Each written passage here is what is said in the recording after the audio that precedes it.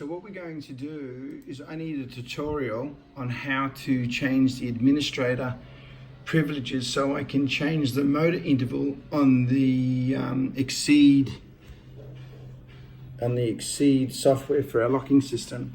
So we go down, we're going to go into File Explorer, we open up the file, we scroll through until we find the iLock software. We opposite click on that, scroll down to Properties,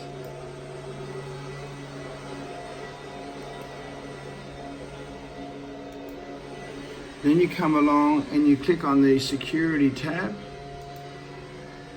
then you click on the User and you edit, and it allows you to click all these here and then you say OK.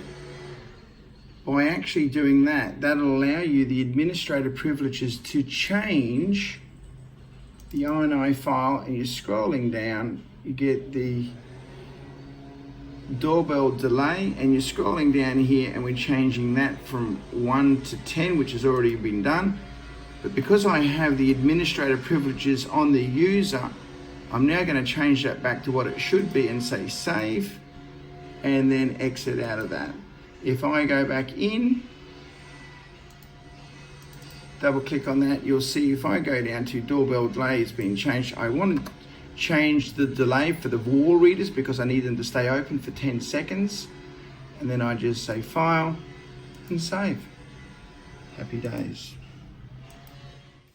Okay, with the installation of the wall readers for the rooms, we need to make sure that the power is switched on, and that these new Lockwood locks that are here, they need to line up for future reference